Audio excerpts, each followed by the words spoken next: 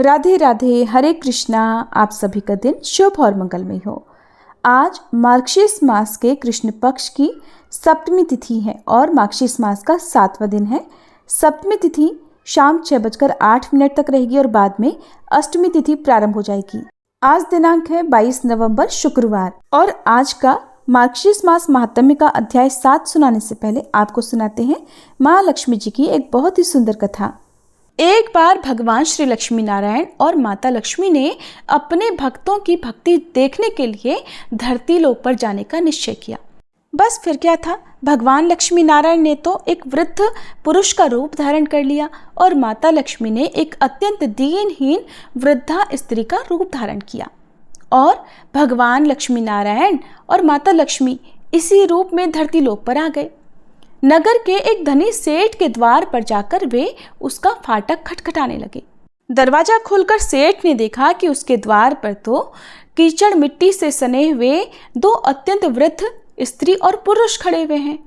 तो वह क्रोध करके उन पर बिगड़ता हुआ बोला, अरे कीचड़ मिट्टी से सने पांवों से तुमने मेरे सारे आंगन में मिट्टी फैला दी, चलो जाओ यहाँ से। तब वे दोनों हाथ जोड़कर सेठ जी से कहने लगे, सेठ जी इतनी रात में हम दोनों कहाँ जाएं? वृद्धा जो कि माता लक्ष्मी थी सेठ जी से गिड़गिड़ाकर कहने लगी, सेठ जी ठंड के मारे हमारे प्राण निकल रहे हैं, रात भर ठहरने को थोड़ी जगह दे दो। लेकिन सेठ जी ने तो द्वार बंद कर लिया। उन दोनों को प्रकाश में सेठ जी के महल के पास ही एक टूटा फूटा सा घर दिखाई पड़ा। उस टूटे किवाड़ से दिए के प्रकाश की मध्यम सी लौ दिखाई पड़ी। तब भगवान श्री विष्णु ने, जो कि एक बूढ़े का रूप धारण किए हुए थे, माता लक्ष्मी जी से कहा कि आओ चलो उस घर में ही आश्रय मांगकर देखते हैं। तब माता लक्ष्मी ने कहा कि जब इतने बड़े सेठ ने अपने यहाँ स्थान नहीं दिया तो फिर भला ये कंगाल, ये निर्धन क्या देंगे, और अगर ठहरने को जगह मिल भी गई तो रात भर में बिना ओढ़ने बिछोने के इन फटे भीगे कपड़ों में तो हमारे प्राण ही निकल जाएंगे।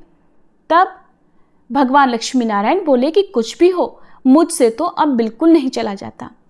ऐसा कहते ही उन्होंने थोड़ा आगे बढ़कर उस टूटे फूटे द्वार को खटखटाया। दूसरे ही क्षण हाथ में दिया थामे, मैली फटी साड़ी पहने एक कमजोर सी स्त्री ने द्वार खोला। उन दोनों की दशा देखते ही करुणा भरे स्वर में वह स्त्री बोली, हाय आप लोग इस अंधेरी रात में कहाँ भटक रहे हैं, आइए आइए भीतर आ जाइए। उन्हें सहारा देकर वो अपने घर के भीतर ले गई। छोटी सी कोठरी में दो टूटी फूटी चारपाइयाँ पड़ी थी। उन्हीं में से एक को खाली करके वह स्त्री उन दोनों वृद्ध स्त्री पुरुषों से बैठने के लिए कहने लगी। दोनों के कपड़ों से पानी चूकर कोठरी गीली हो गई, किंतु उस स्त्री ने उसकी बिल्कुल भी परवाह नहीं की, बल्कि जल्दी जल्दी अंगीठी में आग सुलगाकर उन दोनों वृद्ध स्त्री पुरुषों को आग तापने के लिए कहा। फिर अर्गनी पे से दो पुराने लेकिन धुले हुए साफ कपड़े लाकर उन दोनों को देती हुई बोली, बाबा माताजी आप लोग अपने भीगे कपड़े उतारकर इन्हें लपेट लो। बाबा मैं क्या करूं, बहुत गरीब हूं ना, आज आपको बस इन्हीं दो कपड़ों में गुजर करनी होगी। आपके कपड़े मैं निचोड़ कर फैला दूंगी, जब सूख जाएंगे तब आप उन्हें पहन लेना। उन्हें कपड़े बदलवा कर वह अपने आंगन में गई और दो पीतल की छोटी छोटी थालियों में बथुए का साग और बाजरे की रोटियां रखकर ले आई और बड़े प्रेम से, माताजी ये लीजिए भोजन कर लीजिए, आज मेरे घर में यही भगवान का प्रसाद है। लेकिन माताजी मुझे बहुत दुख हो रहा है कि ना तो मेरे घर में घी है, ना दूध है, ना चीनी है, आपको बस यही रूखा सूखा भोजन करना होगा। तब वह वृद्धा स्त्री बोली, कोई बात नहीं बेटी, हमें तो ये भोजन बड़ा स्वादिष्ट लगा। वे दोनों खाते हुए बोले। थोड़ी ही देर में उस स्त्री का पति भी आ गया। वह बेचारा भी काम की तलाश में दिन भर भटक भटक कर अब थका मारा घर लौटा था। पत्नी ने अतिथियों को भोजन खिला देने के बाद चुपके से द्वार पर ही अपने पति को सारी बात बता दी। सुनकर उसका पति भी बड़ा प्रसन्न हुआ। फिर दोनों ने अपने बिछौने उन दोनों वृद्धों को देकर उन्हें तो चारपाई पर सुला दिया और खुद दोनों एक फटा टाट ओढ़कर धरती पर लेट गए। प्रातःकाल होते ही जब बारिश बंद हो गई और वे दोनों वृद्ध स्त्री पुरुष जाने लगे, तब स्त्री ने उन्हें हाथ जोड़कर सूरज निकलने तक रोका। फिर घर में जो कुछ चने पड़े हुए थे उन्हें पीसकर आटा गूंधा, रोटियां बनाई, उनके लिए रास्ते में खाने के लिए बांध भी थी और बोली, माता जी हम बहुत निर्धन हैं, इसी से जैसी सेवा करनी चाहिए थी वैसी तो मैं बिल्कुल भी नहीं कर सकी। आशा है आप हमें क्षमा कर देंगे। बूढ़ी स्त्री अर्थात माता लक्ष्मी ने उत्तर दिया, बेटी हम गरीबों की जो सेवा तुमने की है उसका फल तुम्हें भगवान अवश्य देंगे। आज तू जो भी चीज को छुएगी वो दिन भर खाली नहीं होगी। ऐसा कहकर वृद्ध रूपधारी भगवान लक्ष्मी नारायण और माता लक्ष्मी जी तो वहां से चले गए। अब उस स्त्री को अपनी बथुए की हांडी को साफ करने की याद आई। रसोई में जाकर जैसे ही उसने हांडी उठाई तो देखकर उसकी आंखें आश्चर्य से खुली की खुली रह गईं। उस हांडी में अशर्फियां भरी हुई थी। अब जो उसने उसे उलटकर रखा तो वो दोबारा भर गई। जैसे ही वह स्त्री उन अशर्फियों को हांडी से निकालकर एक तरफ रखती कि वह हांडी दोबारा से अशर्फियों से भर जाती। ऐसा करते करते दिन भर में उसकी कोठरी अशर्फियों से भर गई। बस फिर तो उसके पति ने उन अशर्फियों को बेचकर बढ़िया सा घर ले लिया, एक कपड़े की दुकान खोल ली, घोड़ा गाड़ी खरीद ली और वे अब बड़े सुख से रहने लगे। उधर उस सेठ को जब ये पता चला कि उसके निर्धन पड़ोसी एक रात में ही अमीर हो गए हैं तो उसने उस स्त्री और उसके पति को बुलाकर सारी बात पूछी। स्त्री बड़ी भोली भाली थी, उसने बड़ी सरलता से सारी बात सेठ को बता दी। अब तो सेठ और सेठानी को रात दिन यही चिंता रहने लगी कि किसी प्रकार वे करामाती वृद्ध स्त्री पुरुष मिल जाएं तो वे भी घर भरकर अशर्फियां प्राप्त कर लें। भगवान तो सब लोगों के मन की बात जान ही लेते हैं। एक रात जब बहुत जोर की बारिश हो रही थी, ओले भी पड़ रहे थे, तब वही वृद्ध स्त्री पुरुष यानी कि भगवान लक्ष्मी नारायण और माता लक्ष्मी जी फिर उसी सेठ के द्वार पर पहुंच गए और दरवाजा खटखटाने लगे। खटखटाहट सुनते ही सेठ ने बिजली के प्रकाश में से झांक कर उन दोनों को पहचान लिया और जल्दी जल्दी सेठानी को उन्हें लेने के लिए भेजा। बिजली बुझाकर एक दिया हाथ में लेकर सेठानी बाहर आई और झूठी ममता दिखाकर बोली, हाय हाय बाबा तुम कहाँ भटक रहे हो, आओ अंदर आ जाओ। फिर घर की सबसे टूटी फूटी चारपाई पर उन्हें बिठा दिया। घर में बहुत सारे गर्म कपड़े होते हुए भी वो उनके लिए जानबूझकर 2 फटे पुराने वस्त्र लेकर आई और बोली, बाबा घर में इस समय बस यही है।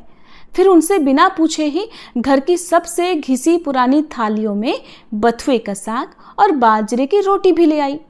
ओढ़ने को 2 फटे कंबल भी कहीं से मांग कर दे दिए। फिर सेठ सेठानी भी उसी कमरे में गद्दे बिछाकर धरती पर लेट गए।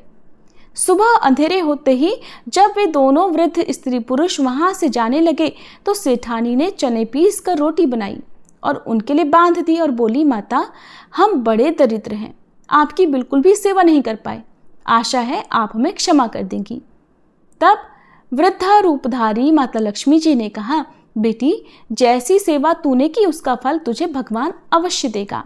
हाँ, आज तो जिस भी काम को अपने हाथ में लेकी वो दिन भर समाप्त नहीं होगा।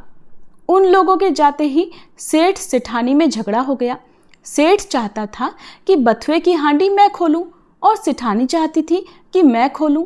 अंत में दोनों ने एक साथ हांडी पकड़ी और अपनी अपनी तरफ खींचने लगे। इसी छीना झपटी में हांडी टूट गई और कमरे में बथुआ ही बथुआ बिखर गया। सेठानी झाड़ू लेकर कमरा धोने लगी। जब वह कमरा साफ करती तुरंत ही कमरे में बहुत सारा और बथुआ बिखर जाता। सुबह से शाम हो गई और सेठानी हाथ में झाड़ू लेकर कमरा साफ करती रही। इसलिए सच ही कहा है, जिसकी जैसी नियत होती है भगवान उसे वैसा ही फल देते हैं। प्रेम से बोली श्री लक्ष्मी नारायण भगवान की जय, लक्ष्मी माता की जय। अब सुनिए आज का अध्याय। तो इससे पहले के अध्याय में आपने जाना था कि किस प्रकार देवर्षि नारद ने नारायण मुनि से उस व्रत के बारे में जानना चाहा था जिसे एक समय भगवान शिव ने देवी पार्वती से करने के लिए कहा था। उस व्रत का नाम है पुण्यक व्रत। श्री नारायण मुनि कहते हैं कि हे नारद, पुण्यक व्रत का विधान सुनकर देवी पार्वती जी का मन प्रसन्न हो गया। फिर उन्होंने व्रत की संपूर्ण विधि के विषय में प्रश्न करना आरंभ कर दिया। देवी पार्वती बोली, हे नाथ, आप वेदवेताओं में श्रेष्ठ, करुणा के सागर और परात्पर हैं। हे दीनबंधु, कृपया इस व्रत का सारा विधान मुझे बताइए। प्रभु, कौन कौन से द्रव्य और फल इस व्रत में उपयोगी होते हैं? इसका समय क्या है? किस नियम का पालन करना होता है? इसमें आहार का अर्थात भोजन का क्या विधान है और इसमें क्या फल होता है? ये सब मुझे विनम्र सेविका से वर्णन कीजिए। साथ ही एक उत्तम पुरोहित, पुष्प एकत्रित करने के लिए ब्राह्मण और सामग्री जुटाने के लिए भृत्यों को भी नियुक्त कर दीजिए। इनके अलावा और जो भी व्रत के लिए उपयोगी वस्तुएं हैं जिन्हें मैं नहीं जानती हूँ, वह सब भी एकत्रित करवा दीजिए, क्योंकि स्त्रियों के लिए तो स्वामी ही सब कुछ प्रदान करने वाला होता है। स्त्रियों की 3 अवस्थाएं होती हैं, कौमार, युवा और वृद्ध। कौमार अवस्था में पिता, युवा अवस्था में पति और वृद्धावस्था में पुत्र हर प्रकार से पालन करने वाले होते हैं।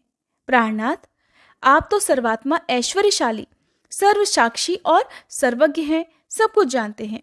इसलिए अपने आत्मा की निवृत्ति का कारणभूत एक श्रेष्ठ पुत्र तो मुझे अवश्य ही प्रदान कीजिए।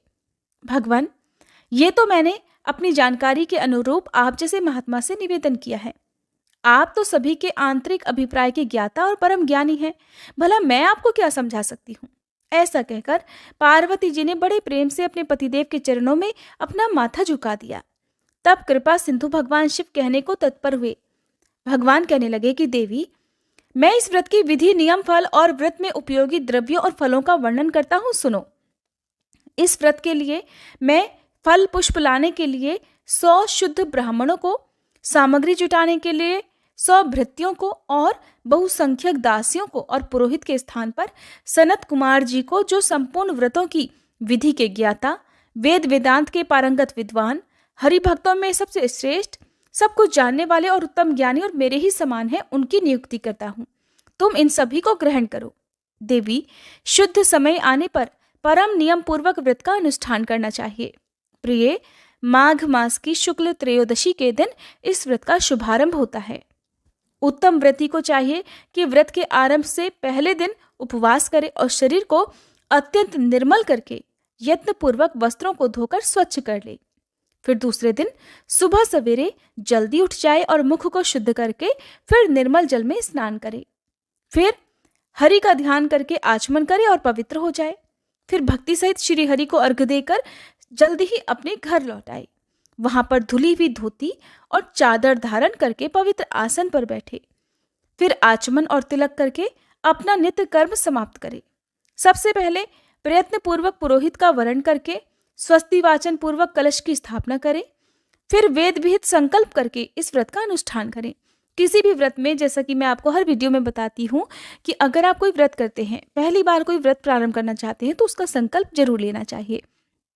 भगवान शिव कहते हैं कि इन सब के बाद सौंदर्य, नेत्र दीप्ति, विविध अंगों के सौंदर्य, पति सौभाग्य आदि के लिए तरह तरह की वस्तुओं के संख्या सहित समर्पण करने की बात कहकर फिर से बोले कि देवी, पुत्र प्राप्ति के लिए कूष्मांड, नारियल, जंबीर और श्रीफल, इन फलों को श्रीहरि को समर्पित करना चाहिए।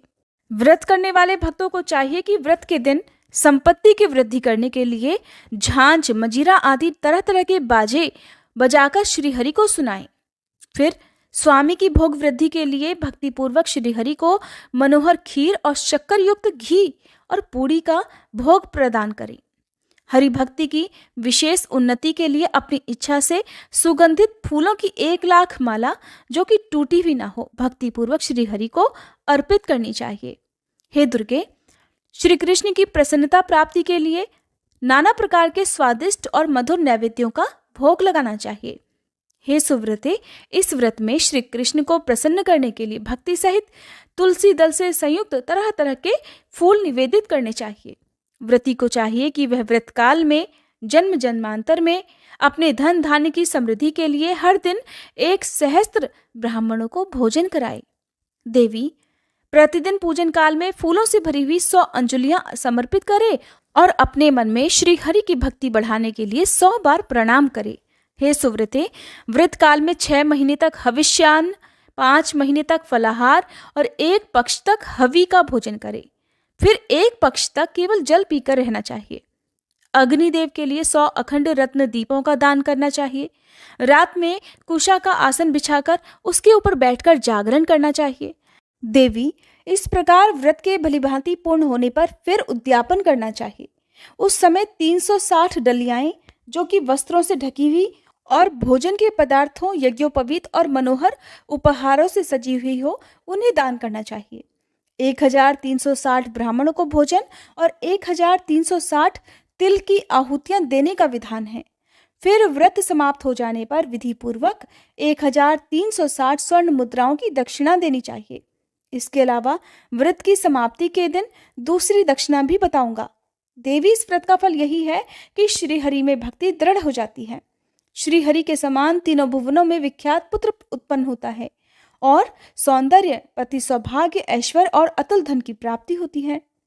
हे महेश्वरी, यह व्रत प्रत्येक जन्म में समस्त मनोवांछित सिद्धियों का बीज है, जिसका मैंने इस प्रकार वर्णन किया। इसलिए हे देवी, तुम भी इस व्रत का अनुष्ठान करो, साध्वी तुम्हें पुत्र उत्पन्न अवश्य होगा।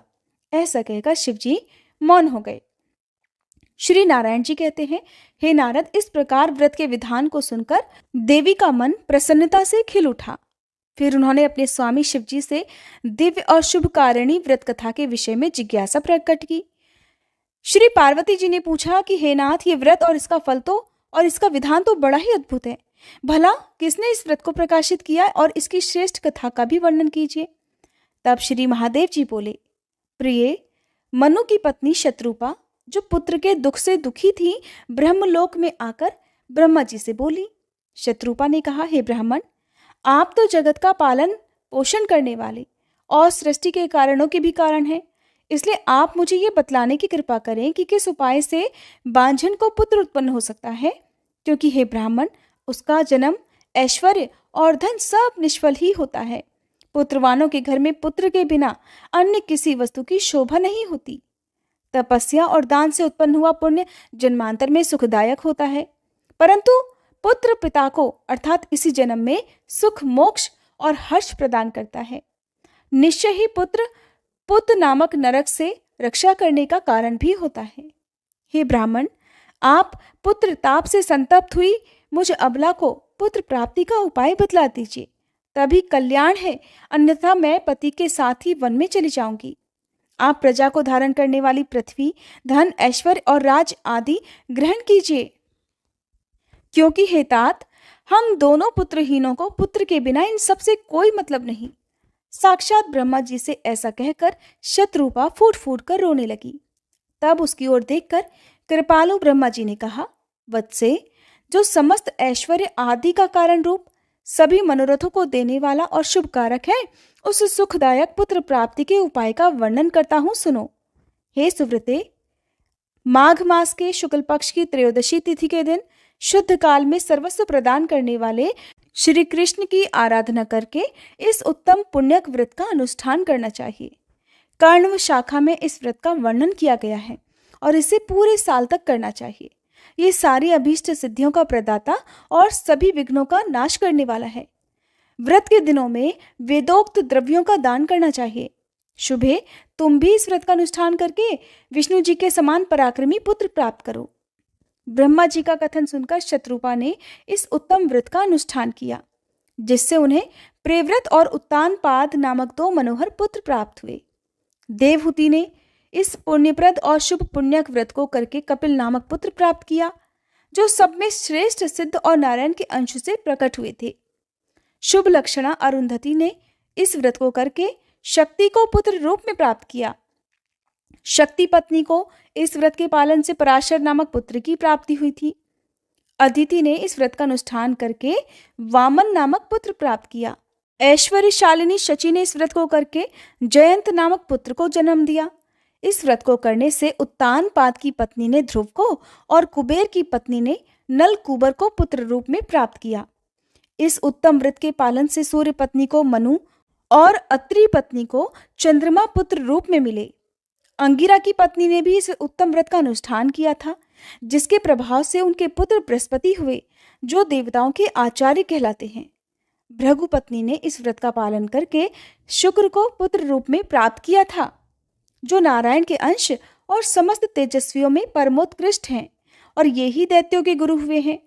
देवी, इस प्रकार मैंने तुमसे व्रतों में उत्तम पुण्यक व्रत का वर्णन कर दिया।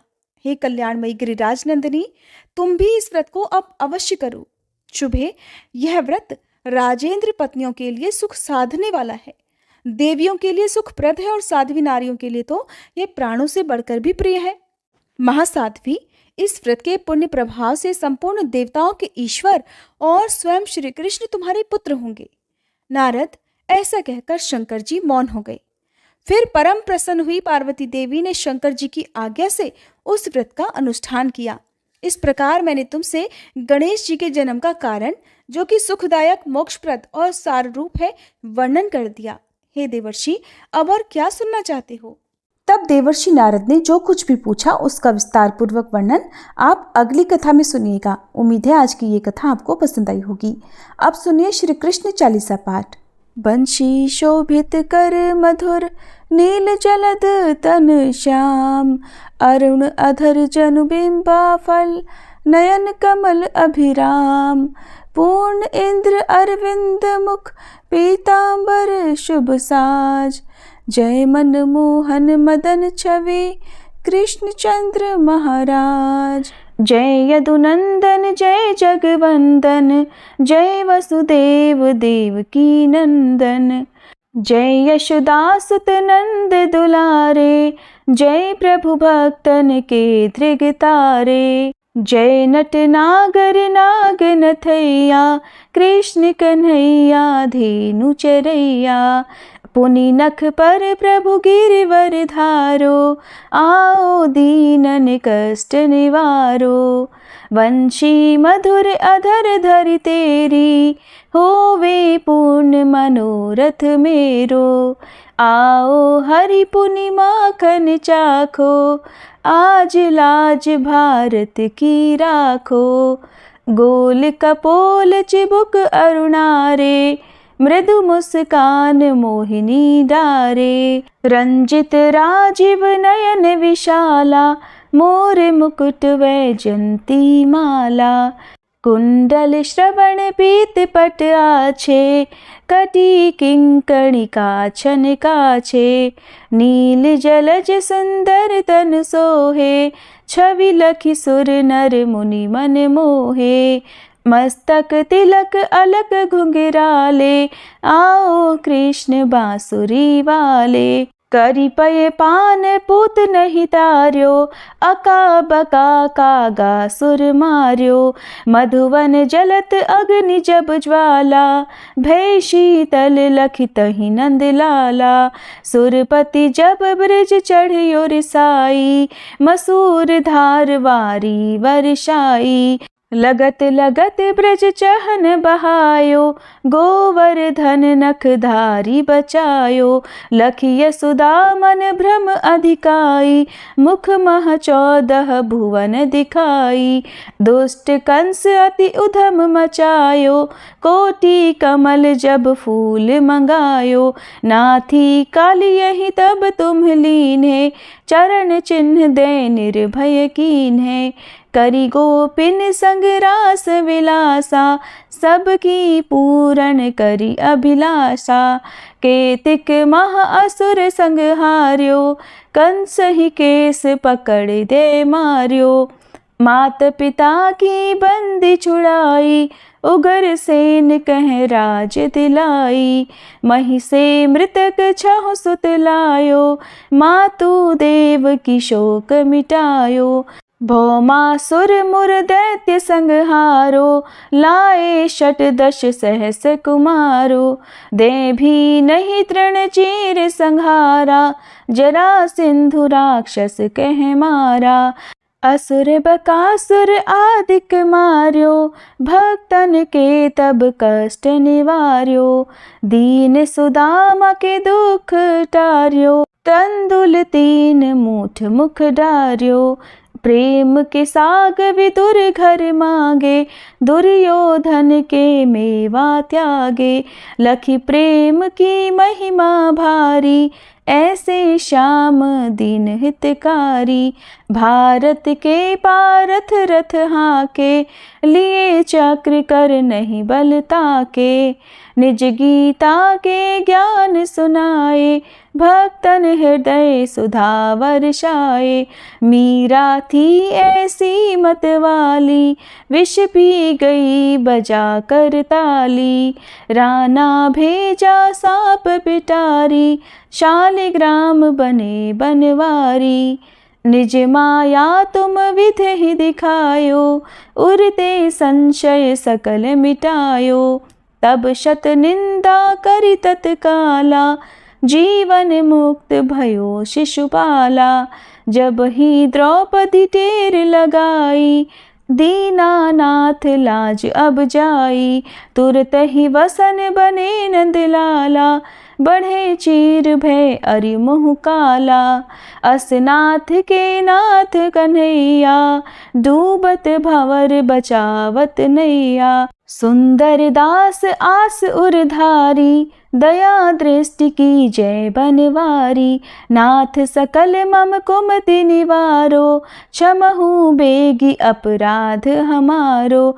खोलो पट अब दर्शन दीजे, बोलो कृष्ण कन्हैया की जय। बोलो कृष्ण कन्हैया की जय, बोलो कृष्ण कन्हैया की जय।